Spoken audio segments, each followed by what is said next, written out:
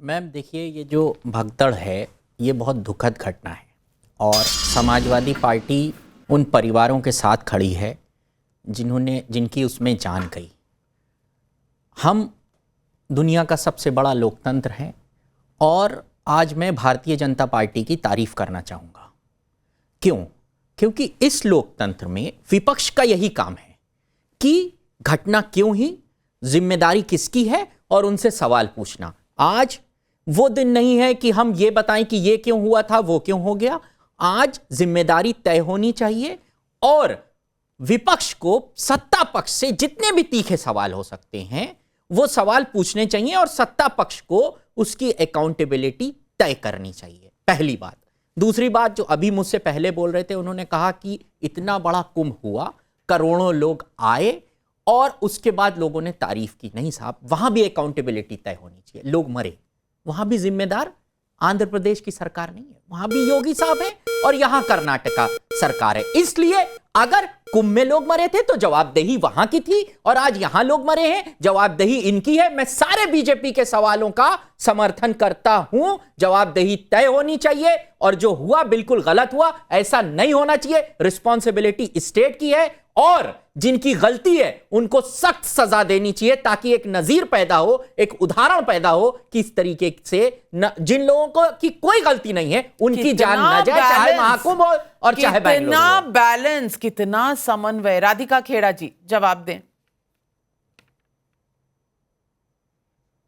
देखिए, बार बार ये बोला जा रहा है कि जिनकी गलती है, जिनकी गलती है। ये स्टेट स्पॉन्सर्ड प्रोग्राम था, उप मुख्यमंत्री वहां पे बैठे हुए थे। आप नाम क्यों नहीं लेते? बोलते क्यों नहीं डीके शिव कुमार को तुरंत इस्तीफा देना चाहिए और मुख्यमंत्री को, सिद्धरामैया जी को तुरंत इस्तीफा देना चाहिए? क्यों नहीं बोलते राहुल गांधी को फोन कर लगा के अखिलेश यादव जी? वैसे तो अखिलेश यादव जी तुरंत ट्वीट करते हैं और यही जो सपा के प्रवक्ता आज आपके साथ बैठे हुए हैं, नाविका जी, इनके साथ बहुत डिबेट्स करी है मैंने। जब स्टैम्पीड हुआ था कुंभ में, जहां पे 15 करोड़ की भीड़ आई थी, यहाँ पे 1 लाख की 1.5 लाख की भीड़ जो समझ नहीं रही इनके साथी पार्टी से, इनके अलायंस के हेड से, क्योंकि राहुल गांधी इनके सबसे बड़े नेता है, विपक्ष के भी हेड है और इनकी अलायंस के भी हेड है। तो इनके नेता की पार्टी से जब इतनी बड़ी चूक हो चुकी है तो उसी तरह से उछल के यही तारिक साहब क्यों नहीं सवाल कर रहे और क्यों नहीं बोलते शब्द लेकर, उनका नाम लेकर कि डीके शिव कुमार पर तुरंत कार्रवाई होनी चाहिए, सरकार को उनसे इस्तीफा लेना चाहिए, उसके बाद उनको अरेस्ट करना चाहिए, क्योंकि वो आदमी वहां थे। किसने परमिशन दी उनको वहां जाने की जब सिद्धरामैया साहब ने कह दिया? बिल्कुल होना चाहिए। जवाब ले लीजिए, जवाब ले लीजिए। मुख्यमंत्री ने कहा था कि मैं परमिशन नहीं दे रहा।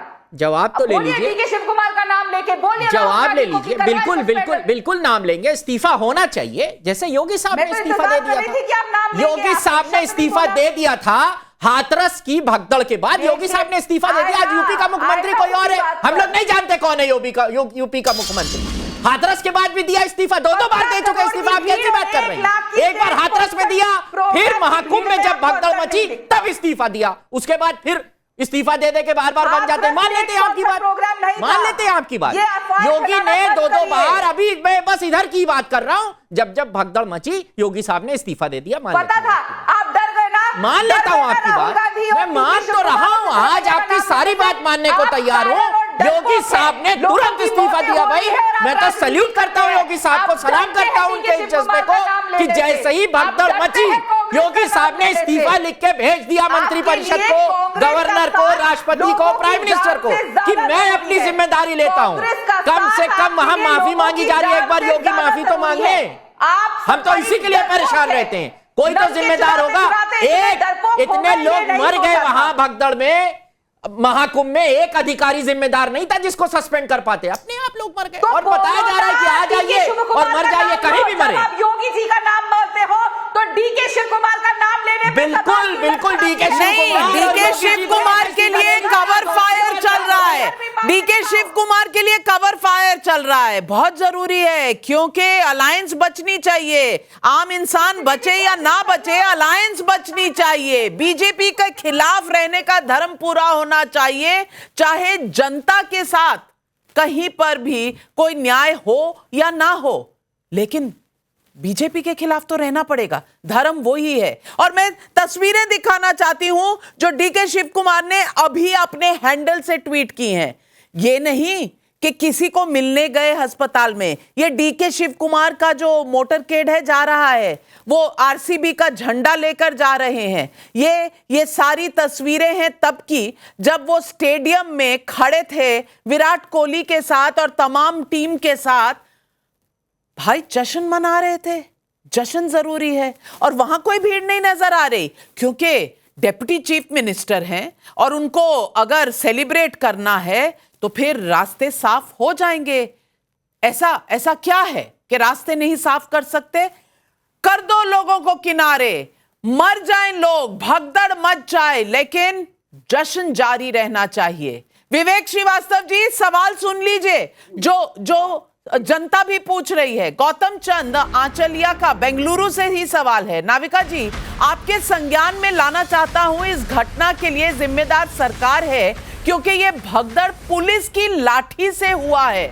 सुन रहे हैं आप विवेक श्रीवास्तव जी? सपना खरे झांसी से पूछ रही है, कांग्रेस राज्य में कोई घटना हो तो वो मानी नहीं जाएगी, उसकी भी जिम्मेदारी मोदी सरकार की होगी। क्या यही सत्य है विवेक श्रीवास्तव? यही सत्य है। मैं तो अभी भी भाई मैं तो कह रहा हूँ तहकीकात करा लो, कोई ऐसा ना हो नहीं कि लोग पहुंचे हो भगदड़ करवाने की। देखिए, मैं तो बड़ा खुला बोलने वाला आदमी हूँ। दूसरी बात, सरकार का इसमें कोई हाथ नहीं है, कोई रिस्पॉन्सिबिलिटी नहीं है, परमिशन नहीं दी गई थी।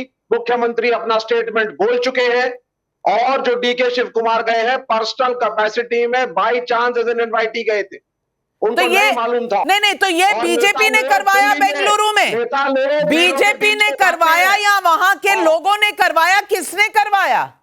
नहीं, लोग तो अच्छे होते हैं, बीजेपी अच्छी नहीं है ना। अब देखिए, हाथरस वाथरस तो हो जाता है, इनको फर्क ही नहीं पड़ता। आज तक वो बाबा घूम रहा है, वो बाबा कहाँ है? हमारे आरएसएस के मित्र अवस्थी जी बैठे हैं, बोलेंगे बाबा अच्छा आदमी था, लोगों की गलती थी। फिर हम कुंभ पे आ जाएंगे, कुंभ से लोग दुखी होकर के डिससेटिस्फाइड गए, लोग वहां मरे। अवस्थी जी बोलेंगे नहीं साहब बहुत अच्छा अरेंजमेंट था हमारा, इतने लोग आ गए फिर भी देखो कितने कम मरे। फिर हम बोलेंगे नई दिल्ली स्टेशन पे देखो भगदड़ हुई। अवस्थी जी बोलेंगे अरे ये सब तो होता रहता है, बड़े बड़े शहरों में छोटी छोटी बातें, ये बोलेंगे। नाविका जी, नहीं तो बेंगलुरु के बारे में आपकी कोई राय नहीं है कि वहां की सरकार से कोई गलती हुई? जो सुन लीजिए, नहीं, बेंगलुरु में भी मोदी रिस्पॉन्सिबल है। हाँ बिल्कुल रिस्पॉन्सिबल है ये टीम। आप लोग जबरदस्ती सरेंडर से डाइवर्ट करने के लिए बिना वजह कर्नाटक की सरकार को कटघरे में खड़ा कर रहे हैं। बहुत बड़ी बात कह रहे हैं नरेंद्र सरेंडर से ध्यान भटकाने के लिए बेंगलुरु में ये कराया गया। राधिका खेड़ा जी, अपनी जेश जी आ रही हूँ, राधिका खेड़ा जी जवाब दें। इसीलिए कर रहे हैं जबरदस्ती। नाविका जी, ये फोटो देखिए, मैं कहूंगी ये फोटो आपको दिखाई दे रही है? जी बिल्कुल। अरे विवेक श्रीवास्तव, ये फोटो देखो, और यहाँ बैठे सभी पैनलिस्ट चाहे सपा के हो चाहे कांग्रेस के हो, ये कहाँ की फोटो है नाविका जी? जब अभी हम हाल ही में क्रिकेट में जीते थे तो ये महाराष्ट्र की मुंबई की फोटो है। ये अनप्रेसिडेंटेड भीड़ होती है जो सड़कों पे थी, और वहां पे महाराष्ट्र में किसकी सरकार है? भारतीय जनता पार्टी की अलायंस की सरकार है। सीख लेते कुछ। अनप्रेसिडेंटेड भीड़ इसे होती है जो सड़कों पे होती है, लेकिन ऐसी कोई घटना नहीं घटी। वहां पे भी चैंपियंस थे और वहां तो पूरे देश के चैंपियंस थे, सिर्फ एक महज स्टेट का प्रोग्राम नहीं था, वो पूरे देश का गौरव जीत के जब आए थे तभी इसलिए मैंने फोटो दिखाई। और अब ये बात करते हैं सरेंडर की। अरे विवेक श्रीवास्तव, इस समय अगर मैंने सरेंडर गिनवाने, देखिए नाविका जी ये आदमी लगातार बोल रहे हैं, लेकिन इन्हीं के नॉलेज के लिए अगर सरेंडर गिनवाना, ये तस्वीरें मुंबई की है। मुंबई में 3 लाख लोग निकले थे, 5000 पुलिसकर्मी थे, 300 ऑफिसर खड़े थे, तब मुंबई का ये अरेंजमेंट था। मैं पूछना चाहती हूँ कर्नाटका में, बेंगलुरु में आज क्या अरेंजमेंट था? और राधिका खेड़ा जी, ये किस तरह की बात विवेक श्रीवास्तव कर रहे हैं? नहीं, ये स्टूडेंट किसका था? बीसीसीआई का था, आईपीएल का था, किसका? यही तो बात है ना, कर्नाटका सरकार का। आपको पता नहीं है? आपको यूपी का तो बहुत जल्दी पता चल जाता है, दिल्ली का बहुत जल्दी पता चल जाता है, या कर्नाटका में किसकी सरकार है पता नहीं है क्या विवेक श्रीवास्तव जी? इसीलिए तो बीसीसीआई ने किया या आईपीएल ने किया? ऑर्गेनाइजर कौन था? ऑर्गेनाइजर स्टेट गवर्नमेंट थी माय डियर, लेकिन ना आईपीएल था ना कर्नाटका में ऑर्गेनाइजर स्टेट गवर्नमेंट नहीं थी, टीम थी जो जीत करके आई, देवर ऑर्गेनाइजिंग। सरकार ने नाविका जी, इनको चोट लगी है। चिन्ना स्वामी स्टेडियम के बाहर भगदड़ मची है। विवेक श्रीवास्तव जी, जब तक आप अपनी सच्चाई पता करते हैं, आपका फेडर डाउन करती हूँ राधिका खेड़ा जी।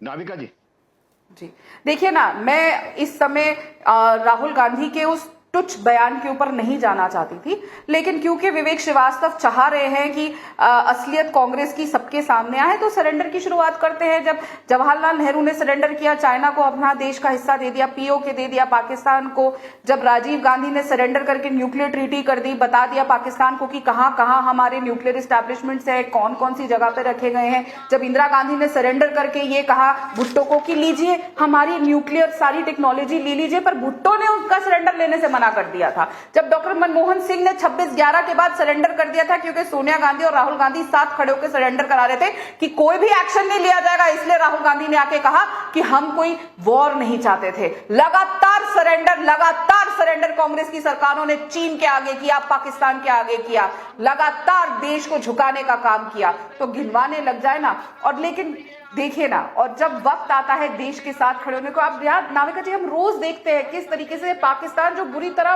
पिटा है, रोज मान रहे हैं कि उनके इतने प्लेन गिरे, हमारी न्यूक्लियर एस्टैब्लिशमेंट अटैक हो गया, और वो इतना तक कह रहे हैं कि 8-9 एयरबेस जो हम गिरवा रहे हैं उससे ज्यादा उनके वहां पे नुकसान हुआ है। वो ज्यादा नुकसान बता रहे हैं जो हम बता रहे हैं उससे नहीं, लेकिन फिर भी पूरा देश, छोटे से छोटा आदमी लेकर उन सब इकट्ठे खड़े सरकार के साथ, उनके साथ खड़े और कह रहे हैं कि हमने भारत को हरा दिया। और यहाँ पे विपक्ष का एक नेता राहुल गांधी, जो प्रधानमंत्री बनने का सपना देखता है, वो देखिए किस तरह से बहुत बड़ी बात आप कह रही हैं राधिका खेड़ा। और लेकिन आज मैं याद दिलाऊंगी उनकी, जो आम इंसान हैं, जो टैक्स देते हैं, जो सरकारों को चुनते हैं, जो लोग अपने टीम की स्वागत के लिए, उनके साथ जश्न मनाने के लिए उन्हें जान से हाथ धोना पड़ता है। आज हम उनके साथ भी नहीं खड़े हो सकते, उनकी गलती बता रहे हैं, तमाम दुनिया की बातें बता रहे हैं, लेकिन ये नहीं बता रहे कि किसकी वजह से आज ये हादसा हुआ। और ये सवाल पब्लिक पूछ रही है। अजय वर्मा जी सुन लीजिए, कान्हा शर्मा मथुरा से पूछ रहे हैं, इतनी बड़ी घटना होने के बाद वहां के डिप्टी सीएम माला पहनकर स्वागत करने में बिजी रहे, क्या उस आयोजन को वहीं नहीं रुक जाना चाहिए था? इंद्र सिंह राजपूत का भी जोधपुर से सवाल है और वो भी यही बात पूछ रहे हैं। अजय वर्मा जी जवाब दीजिए। देखिए, आपदा में अवसर तलाशने का काम भारतीय जनता पार्टी का है। ऑपरेशन सिंदूर के नाम पर आर्मी की ड्रेस पहनकर फोटो खिंचवाते हैं। अब ये इस दुर्घटना के नाम पर संवेदना तो इनकी है नहीं, केवल पाकिस्तान की बात। अरे पाकिस्तान इनका आइकॉन है, जनरल असीम मुनीर इनका पोस्टर बॉय है, लेकिन इन्हें आपदा में अवसर तलाश नहीं है। इन्हें संवेदनाएं इनकी मर चुकी हैं, और राधिका खेड़ा की तो खास करके संवेदनाएं मर चुकी हैं। इन्हें पब्लिक से कोई मतलब नहीं, जनता से कोई मतलब नहीं। इनसे जब मुद्दों की बात करो तो ऑपरेशन सिंदूर के नाम पे पेट्रोल पंपों पे फोटो इनके नेता खिंचवा रहे हैं, प्रधानमंत्री खिंचवा रहे हैं, सिंदूर के साथ फोटो बंटवाने के लिए भिजवाने का काम कर रहे हैं। और तो और जब आपदा में अफसर कोविड हुआ था तो मौत के सर्टिफिकेटों पे कोविड के ऊपर फोटो खिंचवा रहे हैं। ये पूरा देश जानता है। और राधिका जी, आप भी झूठ बोल रही थी अभी, ये प्रोग्राम स्टेट स्पॉन्सर्ड प्रोग्राम नहीं था, ये आरसीबी और आईपीएल की जिम्मेदारी थी। वो अरुण धूमल ने कहा हमसे नहीं है, ये स्टेट स्पॉन्सर्ड प्रोग्राम नहीं है। नहीं थी, आप बीसीसीआई आईपीएल का स्टेटमेंट